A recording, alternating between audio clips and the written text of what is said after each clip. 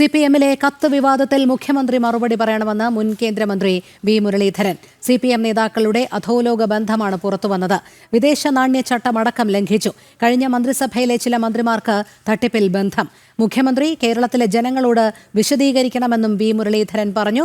തെരഞ്ഞെടുപ്പ് commission CPM നേതാക്കൾ കള്ളക്കണക്ക് നൽകി. സ്വതന്ത്ര ഏജൻസിയെ അന്വേഷണം ഏൽപ്പിക്കണമെന്നും വി മുരളീധരൻ ഡൽഹിയിൽ പറഞ്ഞു.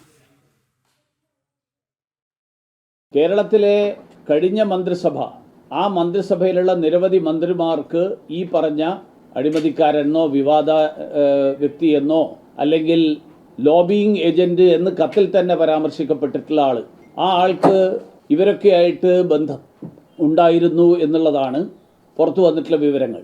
ഇത് സംബന്ധിച്ച് മുഖ്യമന്ത്രിക്ക് എന്താണ് ഈ കേരളത്തിലെ ജനങ്ങളുടെ മുന്നിൽ വിശദീകരിക്കാനുള്ളത് എന്നറിയാൻ കേരളത്തിലെ ജനങ്ങൾക്ക് ആഗ്രഹമുണ്ട്. രണ്ടാമത്തെ കാര്യം, ഈ മന്ത്രിസഭയിൽ ഉൾപ്പെട്ട 2 അംഗങ്ങൾ ഉൾപ്പെടെ കഴിഞ്ഞ കാലങ്ങളിലുള്ള കഴിഞ്ഞ തവണത്തെ മന്ത്രിസഭയിലെയും ഈ തവണത്തെയും ഒക്കെ മന്ത്രിമാർ നടത്തിയിട്ടുള്ള പല ഇടപാടുകൾ, ആ ഇടപാടുകളെ സംബന്ധിച്ചും ഈ കത്തിൽ പരാമർശം ഉണ്ടായിട്ടുണ്ട്. അപ്പോൾ ഇത് സംബന്ധിച്ച് എന്താണ് സംസ്ഥാന സർക്കാർ, കേരളത്തിലെ ജനങ്ങളെ ഭരിക്കാൻ വേണ്ടി, കേരളത്തിലെ സർക്കാരിൻ്റെ അധികാരം കൈയാളാൻ വേണ്ടിയിട്ട് ജനങ്ങൾ തിരഞ്ഞെടുത്ത 2 പ്രതിനിധികൾ, അവർക്ക് ദുരൂഹമായിട്ടുള്ള ബന്ധങ്ങൾ ചില അധോലോക പ്രവർത്തനങ്ങൾ നടത്തുന്നവരുമായിട്ട് ഉള്ളതായിട്ട് വരുമ്പോൾ അത് വസ്തുതകൾ എന്താണ് എന്ന് വെളിപ്പെടുത്തേണ്ടത് ഒരു ജനാധിപത്യ മര്യാദയാണ്. കൂടുതൽ വിവരങ്ങളുമായി എസ് നന്ദഗോപൻ ചേരുന്നു. നന്ദൻ, എന്തെല്ലാം കാര്യങ്ങളാണ് മുൻ കേന്ദ്രമന്ത്രിയായ വി മുരളീധരൻ കത്ത് വിവാദത്തിലും അതോടൊപ്പം തന്നെ സിപിഎം തെരഞ്ഞെടുപ്പ് കമ്മീഷന് നൽകിയ കള്ള വോട്ടിന്റെ കാര്യത്തിലും വ്യക്തമാക്കുന്നത്?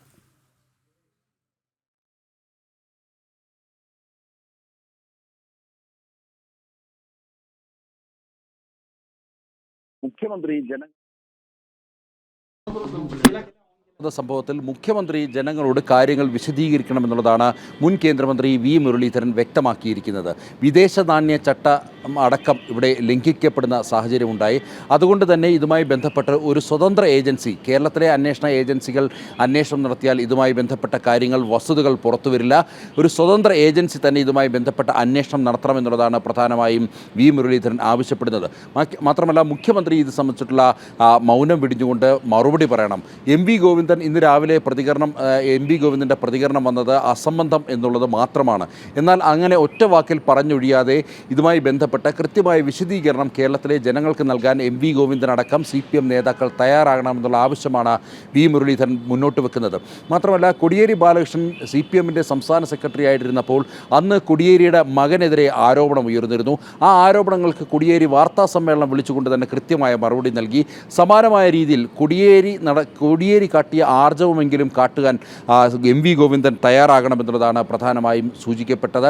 മാത്രമല്ല, ഇത്തരം സാഹചര്യങ്ങൾ പലപ്പോഴും പാർട്ടി പ്രതിസന്ധിയിലാകുമ്പോൾ പാർട്ടി തലത്തിലുള്ള അന്വേഷണം നടത്താറുണ്ട്, അല്ലെങ്കിൽ പാർട്ടി തലത്തിലുള്ള അന്വേഷണം നടത്തിയാണ് അതിൽ നിന്നുമൊക്കെ CPM ഒഴിഞ്ഞു മാറുന്നത്.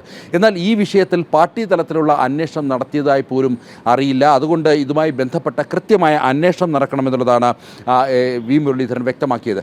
മാത്രമല്ല, ഇതുമായി ബന്ധപ്പെട്ട് നിലവിൽ മന്ത്രിസഭയിലെ 2 അംഗങ്ങൾ, മുൻ മന്ത്രിസഭയിലുണ്ടായിരുന്ന അംഗങ്ങൾക്ക് ഇതുമായി ബന്ധപ്പെട്ട കൃത്യമായ ധാരണയുണ്ട്. അവർക്കും ഈ അഴിമതിയിൽ പങ്കുണ്ട് എന്നുള്ളതാണ് പ്രധാനമായും സൂചിക്കപ്പെടുന്നത്.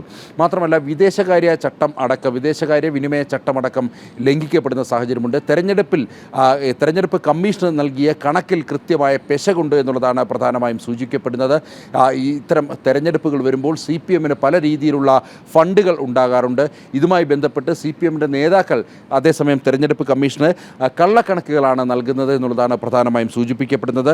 ജനപ്രതിനിധികൾക്ക് അധോലോക ബന്ധം ആരോപിക്കപ്പെടുമ്പോൾ വസ്തുതകൾ ബോധ്യപ്പെടുത്തുവാനുള്ള ബാധ്യത CPMനുണ്ട് എന്നുള്ളതാണ് പ്രധാനമായും ചൂണ്ടിക്കാണിക്കപ്പെട്ടത്. ഇങ്ങനെ ഈ വിഷയത്തിൽ കൂടുതൽ പ്രതികരണങ്ങൾ വി മുരളീധരൻ്റെ ഭാഗത്തുനിന്നും ഉണ്ടായിരിക്കുന്നു. അതായത് കേരളത്തിലെ ജനങ്ങൾ വസ്തുത അറിയാൻ ആഗ്രഹിക്കുന്നു.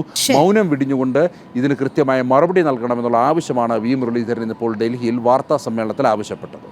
ശരി, എസ് നന്ദഗോപനാണ് വിവരങ്ങൾ നൽകിയത്.